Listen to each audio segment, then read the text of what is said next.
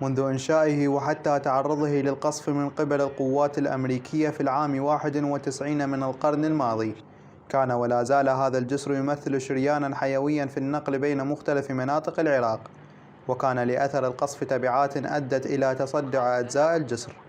رغم عمليات الصيانة التي أجريت له، كانت هذه العملية هي الأخيرة. ارتأت المديرية العامة للطرق وللواجب المهني أن يتم رفع الفتحة الملاحية لجسر النعمانية من خلال إحالة هذا المشروع على شركة الفتيان للمقاولات المحدودة بمدة لا تقل عن من 5 أشهر إلى 6 أشهر.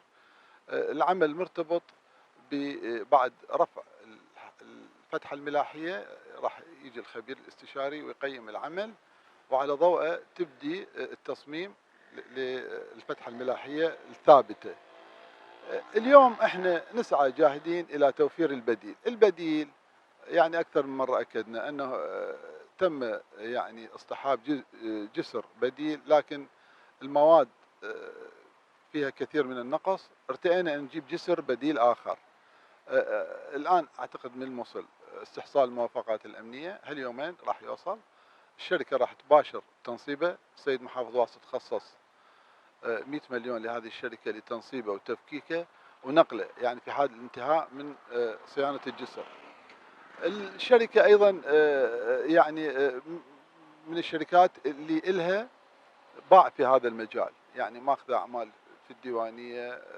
أكيد انحال على هذه الشركة بناء على تنفيذ المواصفات القياسية. الشركة أكيد ماخذة أعمال مماثلة، وعلى ضوءها المدير العام للطرق والجسور تم إحالة هذا المشروع لشركة الفتيان للمقاولات المحدودة بمبلغ مقداره مليار و600 مليون دينار. شركة الفتيان للمقاولات الإنشائية صار بعودتها أعمال صيانة جسر النعمانية الكونكريتي المتمثل بإزالة الفتحة الملاحية وعمل جسر ثابت مكانها، روافد حديد تكون ثابتة بدل هذه الفتحة الملاحية. العمل يتضمن قلنا أعمال الروافد الحديدية، والفقرة الثانية تجي لجنة استشارية تقيم إنشائيا وتصمم الروافد الحديدية. العمل يتضمن إكساء مقطع الجسر لمسافة 1 كيلومتر، يعني تقريبا 1 كيلومتر، إضافة إلى مفاصل التمدد مالته أيضا بحاجة إلى أعمال صيانة. مدة العمل ب180 يوم. تاريخ المباشرة باشرنا به من 16/6.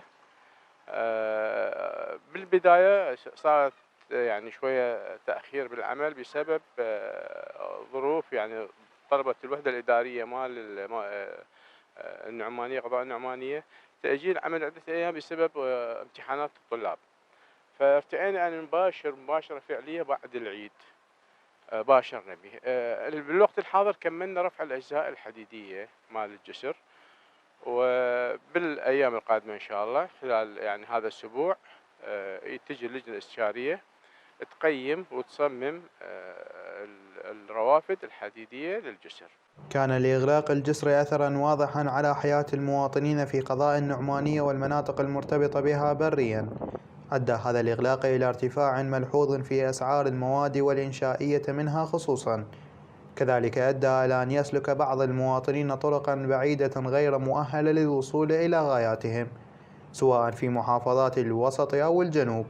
موجود وسائل الأمان للعبري، هاي النجادة، وبالإضافة للنهرية محامة مثل ويا الزورقي مشوية، مثل خاف شاي الحمل، والإنسان مثل المحتاج الحالة مثل طارئ نقله المستشفى غريبة، وإحنا بخدمة المواطن نعبرهم من هذا الصوب لهذا الصوب. مدير الشركة من اللي يجي يشتغل، وموجود مقام النعمانية رئيس وحدة إدارية، وموجود المحافظ، وموجود الناس الطيبين.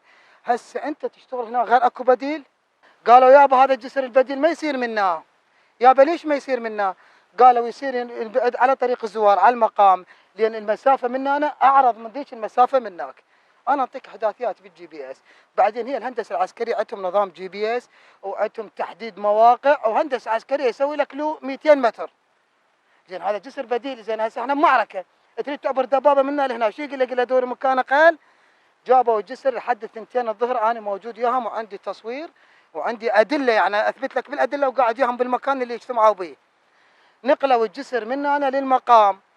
راح تسالني انت، راح تقول لي شنو سبب نقل الجسر من هنا للمقام؟ راح اقول لك اولا شخصيات سياسيه متنفذه، 2 شخصيات دينيه متنفذه، 3 ميليشيات وقحه تريد تنقل الجسر منا تحطه يم المقام على غرار انتخابات.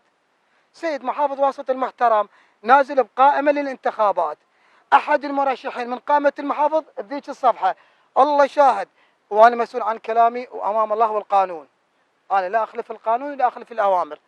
نقلوا الجسر منا حطوه لهناك. ليش؟ لان اكو مرشح من قائمه المحافظ. زين هاي العوائل وانتم جاي تشوفون صور، شوف هاي العوائل، يعني هسه هذا يوقع منها، من يتحمل مسؤوليته؟ يتحملها القانون؟ اتحملها اني؟ تتحملها الاعلام؟ من يتحمل مسؤوليه هذا اللي عبر منها؟ زين تعال شوف هاي، شوف العالم بالبلان من هنا، وهذا البلم ركاب البحار وركاب الفضاء من اعداد الاموات. زين هذا باكر بلم يغرق، من يتحمل مسؤوليته؟ مقام النعمانيه؟ المحافظ يتحمله؟ عندنا نواب بالنعمانيه يتحملون هاي المشكله؟ ربما لم يعلم أحد بتأثير هذا الجسر إلا بعد غلقه لأكثر من مرة، لكن أصبح الجميع الآن يعلم بتأثيره وأهميته على حياة المواطنين اليومية. لقناة النعمانية نيوز، علي هادي.